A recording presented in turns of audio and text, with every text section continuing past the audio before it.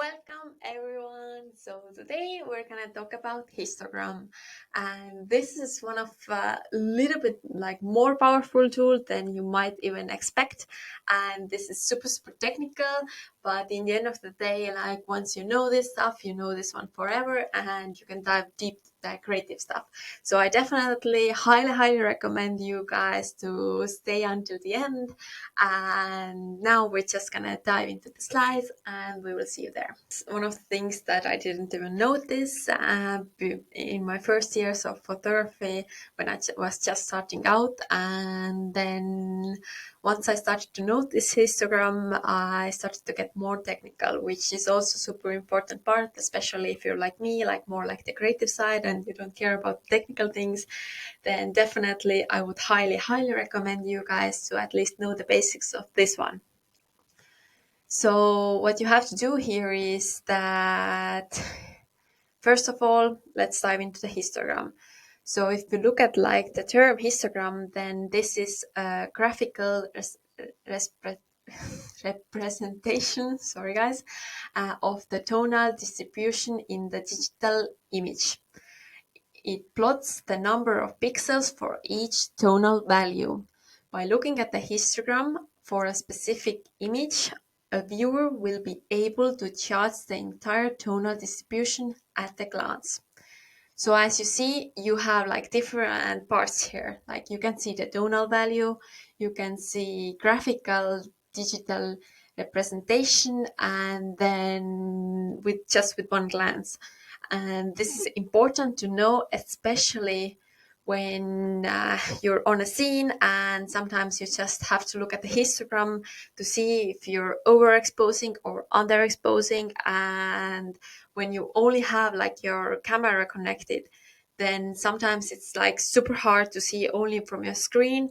So what you have to do is that in your camera, like definitely, especially when it's like a sunny bright day, you have to check your histogram before you import the photos to Lightroom, because you might mess up already there, and then later on in Lightroom it's hard to make most of the photos there. So then I would just like, it should be in your workflow already, so that you, after a few test shots, you check your histogram. And especially when you work with natural light, because like the sun comes out, the sun goes away, and like the settings are always changing. So definitely check like these kind of things here in your camera. So if you like have shooting one photo, then go to your settings. Like every DSLR has this kind of thing. Like usually, for example, in my camera, it's the info button, and there I can see the histogram. I can see my settings here. But with histogram, it's like you see like it's like in the middle here.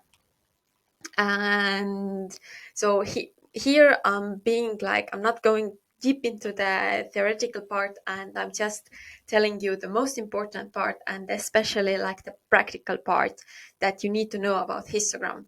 So if you look at the histogram, especially in Lightroom, then what you always have to check, like this one is in Lightroom and this one was the photo. So obviously, like this photo, you can see it's completely underexposed because the histogram is on the left. So definitely like check this one, because with one glance you can see already like this is like way underexposed and it should not be like this. And even if you're shooting raw, then it's like quite hard to save this kind of photo from this kind of disaster that has happened here. So if you look at the term like underexposed, and then the main things is that it's difficult to recover in post process. So if you're in Lightroom and the photo is completely underexposed, then it might be difficult to recover, and you might get like super noisy photos.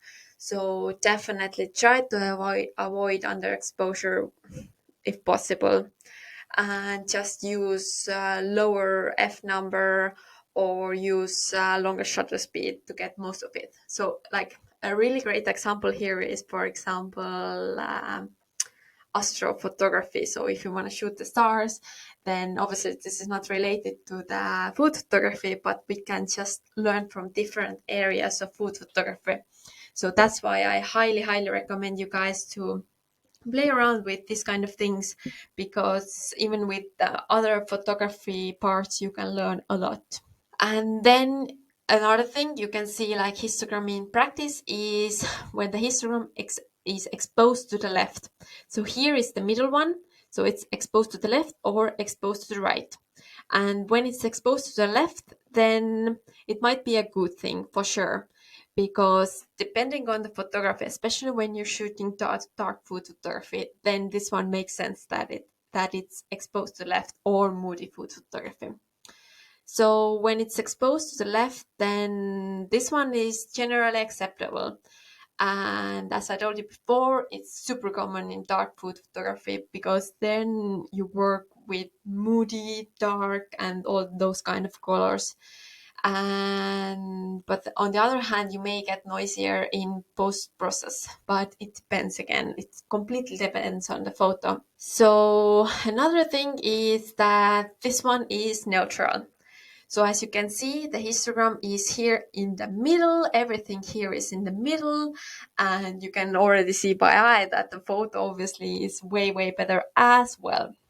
So when the histogram in practice is like in neutral position, then this one is usually the safest option. So if you don't know what to do, then just keep it neutral, and later on post-process you can play around with these kind of tools, and it can easily be pulled there.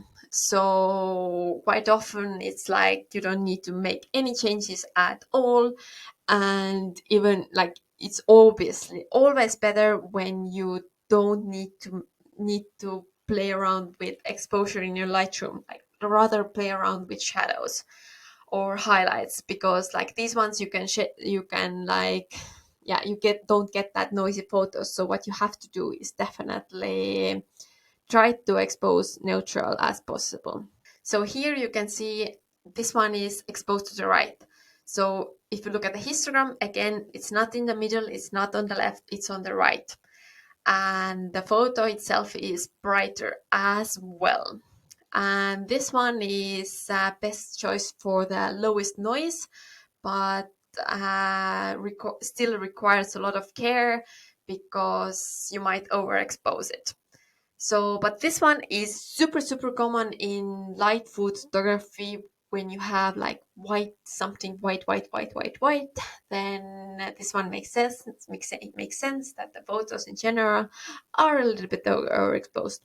With some photographers, you can definitely see that sometimes people are exposing to the left in purpose, because it's like a little bit their style. So go for it.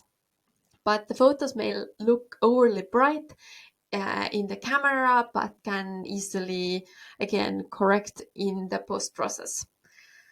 But when we look at the histogram, then this one is obviously overexposed, like completely overexposed.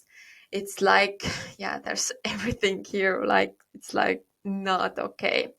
So when it's like completely overexposed, then this one is super difficult to recover, and it's super difficult to recover if highlights are overblown, and you can't really save that much from this one. So what I would say is that I would highly recommend you guys to avoid overexposure and use lower ISO settings if your photos are overexposed.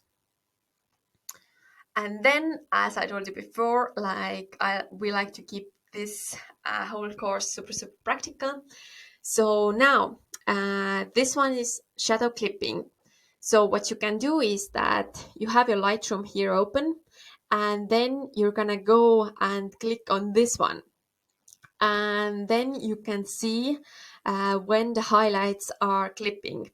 And then when you have shadow clipping here and highlights clipping here. So you click on this one, and then the blue areas will you can see the blue areas in Lightroom.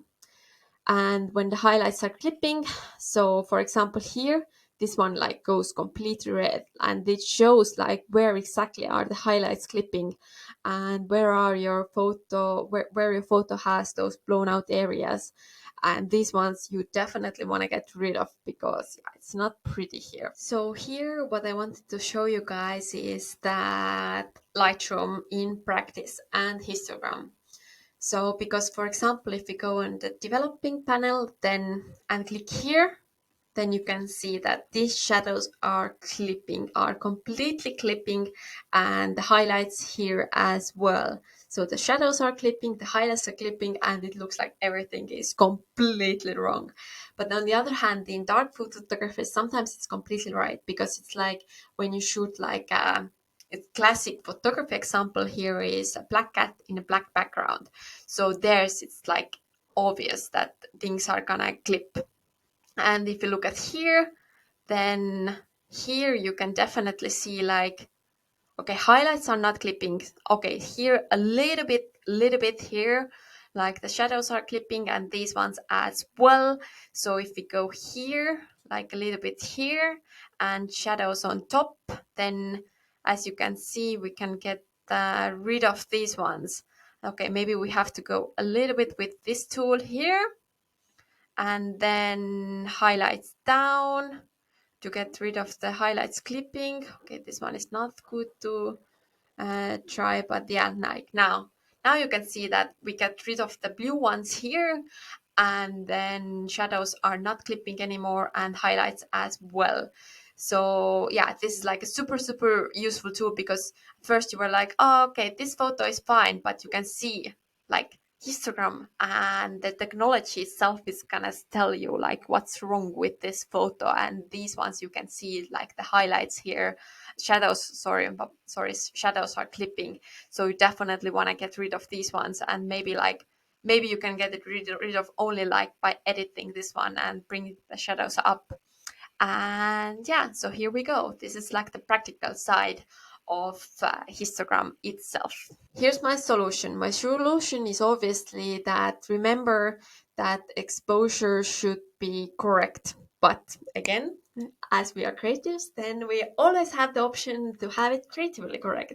So if you're into moody photography, you're into dark food photography, then it might be exposed to the left. Or if you're into bright or light or airy ones, then it might be exposed to the right. So, but the main thing is that you definitely have to read your histogram while shooting and editing. So with these ones, you just have a quick look on this one. You can see like different color combinations, but especially check the clipping, because you don't want your photos to be clipped there. Thank you for watching, and I hope it was useful, and I really hope you will start using Instagram even more, and if you didn't use it before, and you definitely even use the clipping parts and everything that's included, and we will see you in the next one. Bye!